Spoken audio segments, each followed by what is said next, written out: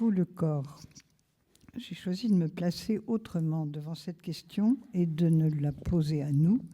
Que valent nos corps pour nous-mêmes? Je vais pour cela vous emmener naviguer entre un mythe, un passage des Écritures et ce que nous apprend l'expérience clinique. Mais d'abord, je pars d'une phrase prononcée par un futur président de la République française dans le débat télévisé qui l'opposait à son adversaire en 2012. C'était à la fin du débat, vous savez, au moment où on joue l'apaisement. François Hollande a dit « Je veux que nous puissions nous retrouver sur la seule valeur qui vaille, la jeunesse ». La phrase arrivait entre le projet de redressement moral de la France et l'importance de l'éducation. Si une telle phrase a pu être entendue par tout le monde sans provoquer de commentaires à ma connaissance, est-ce à dire que nous sommes d'accord avec elle? Si la jeunesse est la seule valeur qui vaille, nous sommes en danger. En effet, chaque jour nous éloigne de notre jeunesse, nos corps perdent leur première force, leur première beauté, et donc nous vaudrons de moins en moins. C'est donc une valeur, disons, narcissique. Et dans cette culture narcissique, on le dit souvent ce mot, et bon, certains s'élèvent contre cet emploi péjoratif du mot, disant que nous ne sommes pas assez narcissiques parce que nous ne nous aimons pas nous-mêmes. C'est là justement une nouvelle question qui m'arrête et qui lance pour moi une nouvelle recherche. Le narcissisme est-il la même chose que l'amour de soi? Le mot nous sert souvent. Nous croyons savoir, Narcisse, enfin je croyais savoir, le jeune homme amoureux de son image dans l'eau. Mais que savons-nous vraiment de ce mythe? Les peintres, le Caravage, Poussin, nous ont laissé l'image de ce beau jeune homme penché sur lui-même, sur son image dans l'eau de la source, et qui va tomber amoureux de lui-même à en mourir. Ici, la jeunesse, ça se termine plutôt mal. Mais comment cette histoire, venue de la mythologie grecque, a-t-elle commencé? En fait, je n'en savais rien jusqu'à la préparation de cette intervention, donc merci de votre invitation. Je reprends le récit d'Ovide dans les Métamorphoses. Et j'apprends d'abord que Narcisse est issu d'un viol. Sa mère est une nymphe à laquelle un dieu, le dieu fleuve, fit violence. Et, je cite Ovide maintenant, et qu'il rendit mère d'un enfant si beau que les nymphes l'aimaient déjà dès sa plus tendre enfance. Narcisse était son nom. Un célèbre devin, Tirésias, vous savez, c'est le même devin pour Édipe, est interrogé par les parents de Narcisse pour savoir, je reprends la citation, si cet enfant atteindrait une longue vieillesse.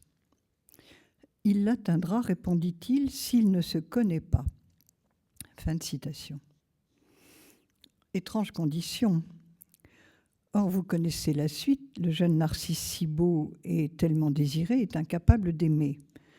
Une des nymphes qu'il dédaigne fait cette prière « Que le barbare aime à son tour sans pouvoir être aimé ». Ceci s'appelle une malédiction. Or, un jour, à la fin d'une chasse, il arrive assoiffé en un lieu où se trouvait, et là je cite à nouveau, une fontaine dont l'eau pure n'avait jamais été troublée, une source vierge. Mes commentaires, c'est-à-dire inviolée. Ça n'est pas sans rappeler son origine, son père fleuve violeur de sa mère nymphe. Je reprends Ovide. C'est là que, fatigué de la chasse et de la chaleur du jour, Narcisse vint s'asseoir, attiré par la beauté, la fraîcheur et le silence de ces lieux. Mais tandis qu'il apaise la soif qui le dévore, il s'en naître en une autre soif plus dévorante encore. Séduit par son image réfléchie dans l'onde, il devient épris de sa propre beauté. Il est charmé de lui-même, il est à la fois l'amant et l'objet aimé. Il désire, il est l'objet qu'il a désiré. Il brûle et les feux qu'il allume sont ceux dont il est consumé.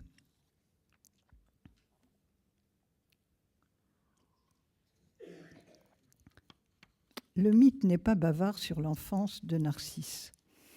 Comment ses parents leur ont-ils empêché de se connaître, de voir son corps?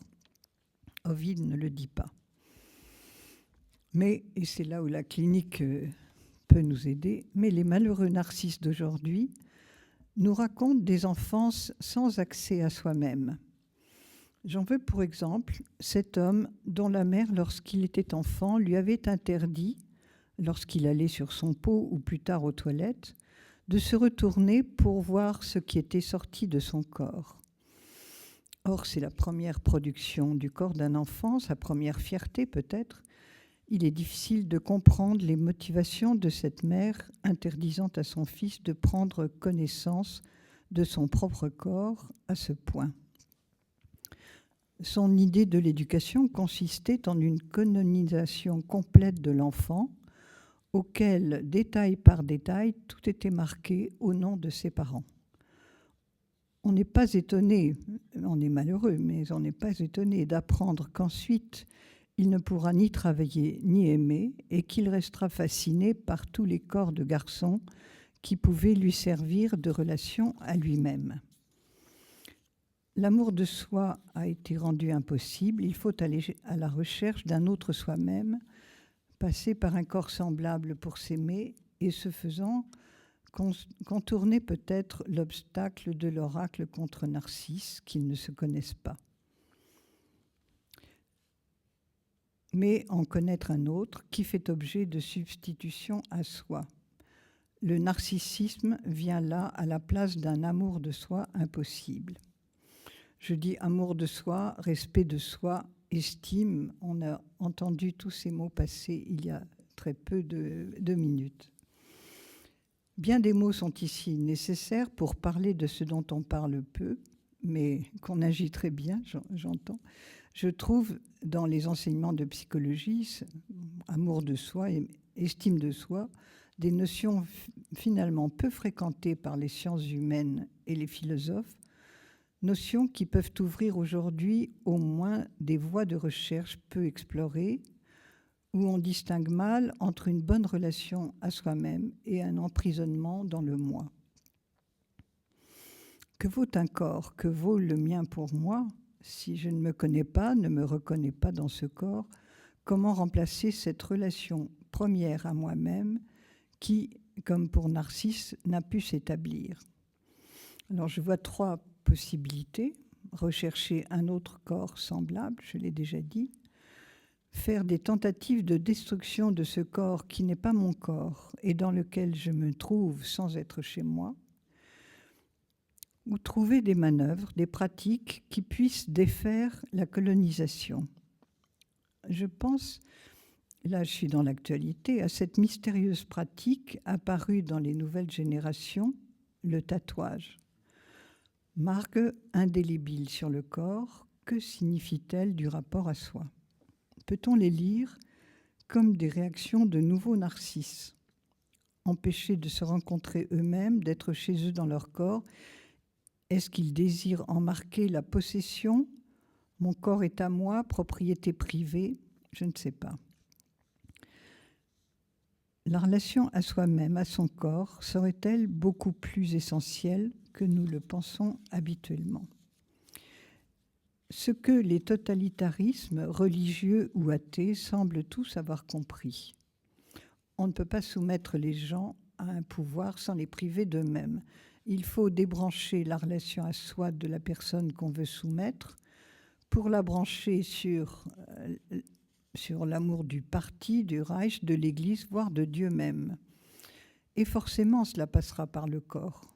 Emprise, prison, travaux forcés, torture. Ou sur le mode soft, liturgies hypnotiques, uniformes, étendards, gestes ritualisés. Je vais prendre maintenant, pour respirer, l'autre voie, celle de l'amour de soi. D'abord, vous raconter une histoire vraie dans la transmission du récit biblique à un enfant. Il s'agit du bon usage de la Genèse que fit un jour une mère brésilienne envers son fils le jour de ses 5 ans, une de ses leçons de vie.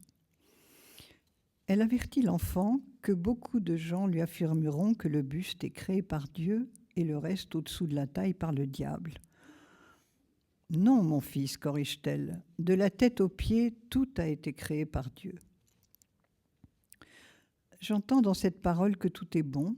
Ton corps est tout entier de Dieu. Tu peux le regarder de la tête aux pieds. Il est bon comme tout ce que Dieu a créé.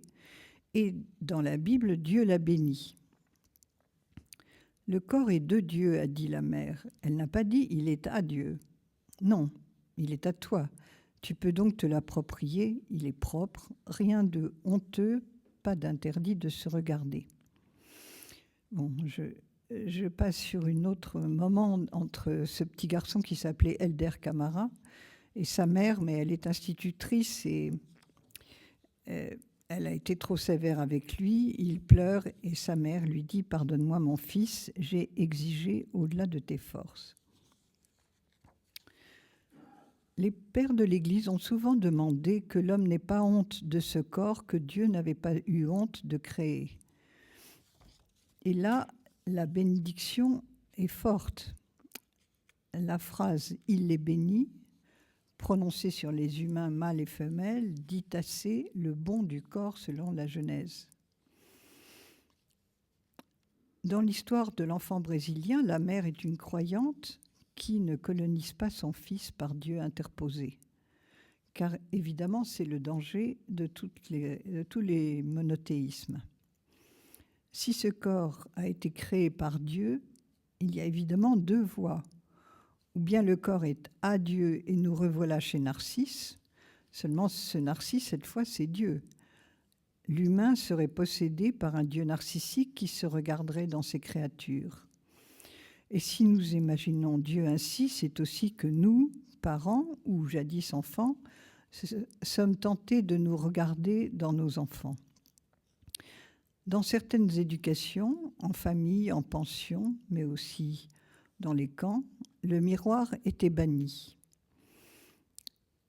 Et pour ce qui est des familles et des pensions, le naïf auto-érotisme de l'adolescence, considéré non pas comme une phase d'exploration et d'appropriation, mais comme une faute à confesser et à ne plus commettre. Là aussi, il ne fallait pas que l'enfant se connaisse. J'ai encore un peu de temps. Connaître. Le verbe est le même que celui de la Genèse. La mort est prédite à Narcisse s'il se connaît.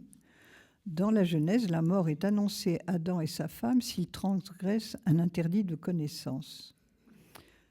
Connaissance divine peut-être, mais en tout cas interdit donné entre l'apparition de l'homme et de la femme. La connaissance mortelle pour Narcisse, c'est la connaissance de lui. La connaissance interdite dans la Genèse, c'est, me semble-t-il, la connaissance de l'autre. Je veux dire une connaissance objectivante, destructrice, que représente le verbe manger, connaissance mauvaise de Dieu et de l'autre humain, relation d'objet, qui rend impossible d'aimer. Bon, je ne vais pas reprendre cette interprétation, mais je suis frappée par ce verbe connaître commun aux 2 mythes dans 2 sens radicalement différents. Nul interdit de l'accès à soi dans la Genèse. C'est même ce qui permet à Adam de dire en voyant la femme « Celle-ci est chair de ma chair, os de mes os ». Il a donc sa chair et ses os. Il a donc connaissance de son corps. Alors, à quelles conditions se développe l'estime de soi, la reconnaissance de soi, l'appropriation de soi par soi-même? Grande question, évidemment. Tant la clinique que la vie quotidienne nous apprennent combien l'être humain a soif, non de connaissance, mais de reconnaissance. Je peux dire aussi de salutation, voire de bénédiction. C'est de l'autre, un autre, qui reste à notre porte et frappe sans entrer, avant qu'on le lui permette. C'est d'un tel autre que nous vient l'accès à nous-mêmes. Alors, pour finir, vient la phrase si célèbre, tu aimeras ton prochain comme toi-même. À cause de Freud, qui la croit impossible puisqu'on a des reproches à faire à autrui, j'étais allée rechercher la première apparition de cette phrase. Et j'avais eu la surprise de lire dans le Lévitique, chapitre 19, versets 17-18, que précisément, je vais vous le lire, il est dit de reprocher à son frère ses manquements à notre égard. Bon. Étonnement, ainsi donc, s'aimer soi-même est essentiel et cela implique de ne pas se laisser détruire par autrui, mais de remettre l'autre à sa place, à lui, dans ses propres actes. Je vous lis les 2 versets du Lévitique. « Je suis l'Éternel, tu ne haïras point ton frère dans ton cœur, tu auras soin de reprendre ton prochain, et tu ne te chargeras point d'un péché à cause de lui. Tu ne te vengeras point, et tu ne garderas point de rancune contre les enfants de ton peuple. Tu aimeras ton prochain comme toi-même. Je suis l'Éternel. » Je vais terminer d'une façon peut-être inattendue dans ce colloque qui cependant me semble rejoindre la question du corps et de l'amour de soi, spécialement en France. Car je me demande, qu'est-il, je ne suis pas la seule, qu'est-il arrivé au peuple français pour qu'il soit dans une telle haine de lui-même ? Bien des réponses sont possibles, évidemment. La Révolution française en est une. Révolution pas encore digérée, ni mise au bon endroit dans la mémoire collective, semble-t-il. Cela a beaucoup été dit.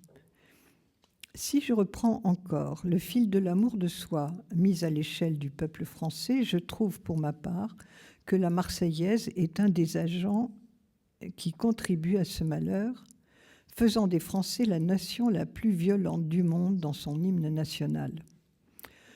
Non seulement nous ne demandons pas la bénédiction du ciel comme les autres nations occidentales, il faut dire que les couplets où Dieu figurait ont été censurés, mais encore ceci, alors que tant de pays chantent l'amour de leur patrie, nous chantons la peur des autres, leur haine envers nous et notre réaction belliqueuse à cette haine. Pourquoi ces paroles sont-elles encore là ? Sommes-nous restés figés dans ce champ révolutionnaire qui n'a plus rien à nous offrir, sinon le souvenir historique d'une époque de guerre dont nous ne partageons plus ni les menaces, ni les réponses à ces menaces ? Plus rien n'a enseigné à nos jeunes citoyens qu'un projet inactuel triomphait de la tyrannie d'envahisseurs qui veulent nous réduire en esclavage. Nous chantons cela tandis que nous sommes à présent entourés de démocraties pacifiques et pour nombre d'entre elles en Europe, de monarchies protectrices de la démocratie, largement aussi libérées que nous. Les enfants de la patrie, nous les appelons pour nous délivrer par des moyens que nous réprouvons aujourd'hui, appel à la haine, appel aux armes, veut exprimer de voir couler le sang des autres, qualifiés d'impurs, dans les sillons de notre terre pour la brûler, vous connaissez ça. Dommage qu'on ne lise pas la Marseillaise jusqu'au bout. Il serait bon de revenir à l'histoire, de lui repasser la parole. Car son dernier mot, dans ses 4 derniers vers, est un vœu stupéfiant, jamais raconté, me semble-t-il. Je vous les lis. « Soyons unis, tout est possible, nos vils ennemis tomberont, alors les Français cesseront de chanter ce refrain terrible. » Évidemment, le monde continuera d'être un lieu difficile et peut-être ne serons-nous pas d'ici longtemps prêts à cesser de chanter, comme elle le souhaite elle-même, la Marseillaise. Du moins, si elle trouve sa juste place dans notre histoire, elle ne fera plus obstacle à d'autres mémoires, d'autres chants, une autre relation à nous-mêmes, un autre avenir. Alors, la question de l'amour de soi, c'est un mystère, en effet. Je reprends le mot qui a été dit. Mais le non-amour a des effets collectifs repérables. Et je me demande, par exemple, pourquoi les Occidentaux ont-ils maintenant un tel désir d'enfant ? Si je dis simplement défaut d'amour de soi d'une culture sans bénédiction, je me demande pourquoi nous sommes le peuple européen et peut-être du monde qui a le plus d'animaux domestiques. 60 millions, presque autant que de Français. Et puis, d'où vient ce désir d'enfant si violent, réclamé comme un droit au bonheur? Et si, voilà, en terminant, je rapproche les deux, animaux domestiques et enfants, ça peut être choquant, mais il y a quelque chose de commun aux animaux et aux enfants. Pour des personnes en mal d'amour et de bénédiction, c'est que ce sont les êtres qui vous aiment sans condition. Pour les animaux toujours, et pour les enfants, tant qu'ils sont enfants, justement. Ce droit à l'enfant réclamé serait-il un besoin d'enfant? Car qui peut encore nous bénir? Voilà, j'ai voulu vous entraîner dans ma recherche actuelle. Le titre que j'avais donné il y a 6 mois était un titre de chercheuse, c'est-à-dire d'une femme qui ne sait pas où elle sera dans 6 mois. Je vous remercie.